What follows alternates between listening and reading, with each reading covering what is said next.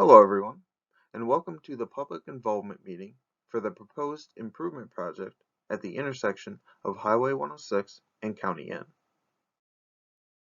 Listed here is the design team, which includes the project supervisor, Justin Kuchenreiter, the project manager, Matt Lamb, the qualified roundabout designer from KL Engineering, Matt Regner, the project engineer, Tyler DeMarcos, and the real estate agent, Janice Anderson. During this meeting, we plan to go through the following topics: the project location, the purpose and need for the project alternatives, as well as a deeper discussion about the design team's preferred alternative, the anticipated detour routes, real estate, the project schedule, project contacts and the project website, and then after this presentation, will be available for questions in an open house discussion. As previously mentioned, this project is located at the intersection of Highway 106 and County N. As many of you probably know, this intersection is located in the town of Koshkonong in Jefferson County, between the city of Fort Atkinson to the west, the village of Palmyra to the east, the city of Jefferson to the north, and the city of Whitewater to the south. The purpose of this project is to improve safety at this intersection. This intersection was identified on the 2019 Locations of Interest report via the Highway Safety Improvement Program, known as HISUP. The crash data, which led to this intersection being a location of interest, occurred between 2014 and 2018. Our region safety engineer created a crash diagram for the intersection, as shown in the image on the left, by compiling all of the crashes located at the intersection that were recorded over that 5-year period.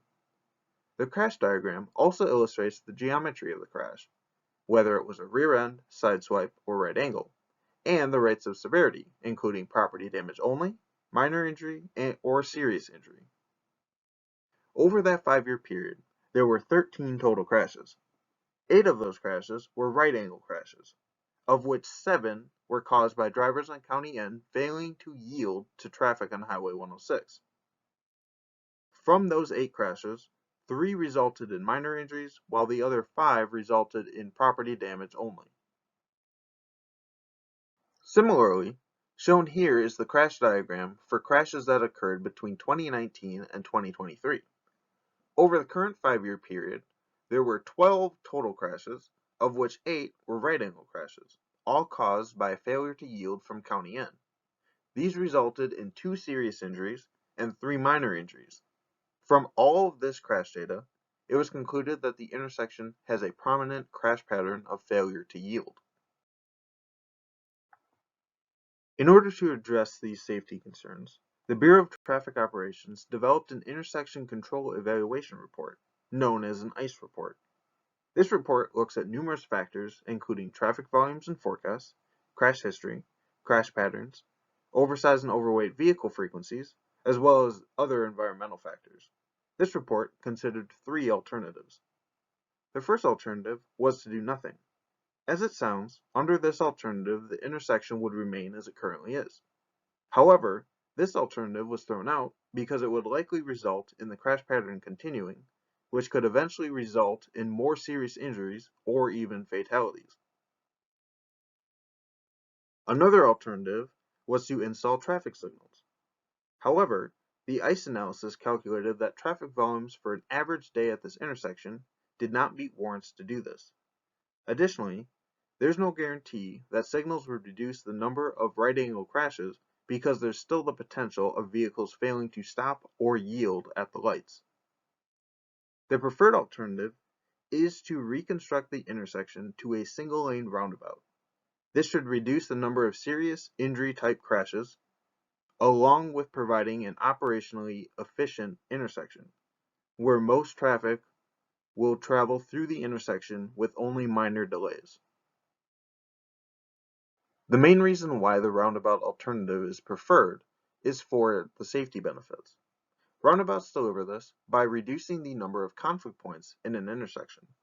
For definition, conflict points represent the locations where vehicle travel paths diverge, merge, or cross as they move from one intersection leg to another. Diverging conflict points typically result in rear-end crashes, merging result in sideswipes, and crossing result in right-angle crashes. On the left is the current configuration of the intersection, which is a conventional four-way, and on the right is the single-lane roundabout alternative.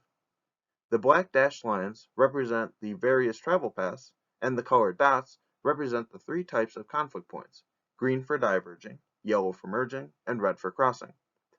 The four-way configuration of the intersection has 32 total conflict points, with 16 of them being crossing. For the single-lane roundabout alternative, there are only 8 total conflict points, and none of them are crossing. This is what reduces the potential for fatal and serious injury type crashes. Here's another way to visualize the benefits of a roundabout. This image shows the roundabout alternative with the crossing conflict points from the conventional four-way intersection. As can be seen, the roundabout effectively removes those crossing conflict points by simply going around them. Here, we have the current design of the single-lane roundabout alternative. I must preface this display by stating that it is still preliminary and is subject to changes based on what may be discussed at this meeting as well as design decisions that are forthcoming. Looking at this design, both asphaltic pavement, shown in dark gray, and concrete pavement, shown in light gray, are anticipated to be used for the design of this single-lane roundabout. Asphalt was chosen for the exterior of this intersection to better match into the existing pavement. Concrete was chosen for the interior of this intersection because it's easier to construct and is more likely to hold up better to heavy trucks that are slowing down or coming to a stop at the entrances of the roundabout. The concrete splitter islands along each leg of the intersection, as shown in red, are used to separate traffic and help reduce speed as traffic enters the roundabout. The concrete truck aprons within the central island and located at the northwest and southeast quadrants, which are also shown in red, allow the roundabout to accommodate large truck traffic, as will be discussed on the next slide. The reason for red concrete in these areas is to allow traffic to better differentiate between the travel lanes and the islands. With this project, we're expecting to acquire right-of-way in the form of temporary limited easements, TLE, and permanent easements, fee. We anticipate TLE acquisitions on all 4 legs of the intersection in order to complete grading operations, which are depicted by the green areas. We're also anticipating fee acquisitions on all 4 legs of the intersection in order to perform maintenance operations, mainly within the proposed ditches. The roundabout is sized to accommodate a multitude of large vehicle traffic. The 2 vehicles on the left are the SU40, which is a 40-foot single-unit truck representative of a standard U-Haul, and the WB40, which is a 33-foot semi-trailer representative of an intermediate semi. The 2 vehicles on the right are the WB65, which is a 53-foot semi-trailer representative of an interstate semi, and the WB92, which is an 83-foot semi-trailer representative of the longest legal non-rear steering vehicle allowed by multiple trip permits. These 4 vehicles are required to meet our design and/or check criteria. These criteria are based on the functional classifications of the roadways for each turning movement through the intersection. For this intersection, the design vehicles are required to make the turning movements without encroaching onto other travel lanes, shoulders, or gutters. The check vehicles are also required to make the turning movements without encroaching onto other travel lanes. However, they are allowed to encroach onto the shoulders, gutters, and truck aprons if needed. During our initial public outreach, we also received a few suggestions for vehicle accommodations. These included a combine, shown in the upper left, a snowplow, shown in the lower left, a 43-foot dry bulk green truck, shown in the upper right, and a lowboy with a 53-foot trailer, shown in the lower right.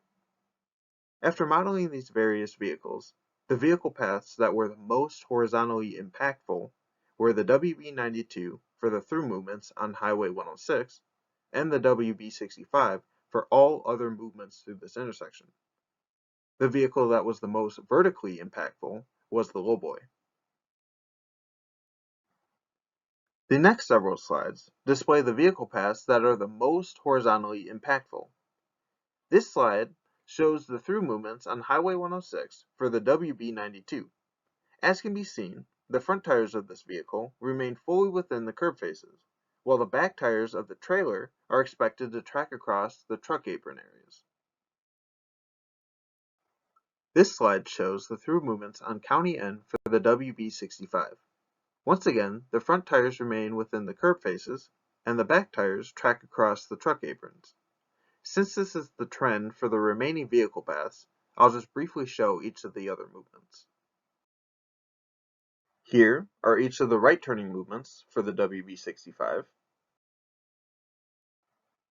Here is the left turning movement from Highway 106 eastbound onto County N northbound.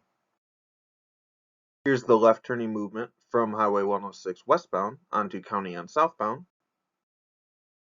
Here's the left turning movement from County N northbound onto Highway 106 westbound. And then finally, here's the left turning movement from County N southbound onto Highway 106 eastbound. In summary, the roundabout will accommodate all of the vehicles previously mentioned. If there are additional vehicles that you believe should be considered, please let us know during the open house portion of this meeting or provide it to us on your comment form. During construction, the intersection is expected to be closed to through traffic and detoured for the duration of the project. The reason why it's preferred to close the intersection to traffic is that it's expected to take less time to construct and cost less due to not having to build the project in multiple stages or build temporary pavements. It's also more likely to result in a better, longer-lasting product. As shown here, Highway 106 traffic is anticipated to be detoured along Highway 12 from Fort Atkinson to Whitewater, and then along Highway 59 from Whitewater to Palmyra. County N traffic is anticipated to be detoured along Business 26 in Jefferson, then along Highway 89 through Fort Atkinson, then along Highway 12, and finally along County M.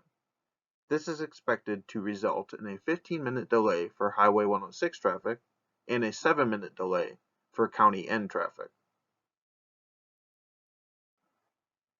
As mentioned previously, real estate is anticipated adjacent to all four legs of the intersection, featuring a combination of temporary and permanent acquisitions. A WIS real estate agent will reach out to affected property owners after the roundabout geometrics are finalized. The upcoming schedule for the project is to complete the environmental study by next summer, complete the design study report and finalize the geometrics of the roundabout by next fall, begin real estate acquisitions next winter, complete the final plans in the winter of 26, and begin construction in the spring of 27. Here are the contacts for this project, which include the project manager, project supervisor, and region communications manager. If you have any further questions regarding this project, please feel free to contact us, preferably in the order listed here. Another way to see additional information about the project, as well as general information about roundabouts, is to visit our project website via the link listed here. Also included is the full path to the website, in case you'd prefer to access it that way. Additionally, this presentation will also be available on the website in case you'd like to view it later. And, as the project develops, any design changes that are made to the layout of the intersection will be posted on the website. Now, we'd like to open it up for general questions about the project. If there is anything that's more specific to you or your property, please come up to us after the meeting.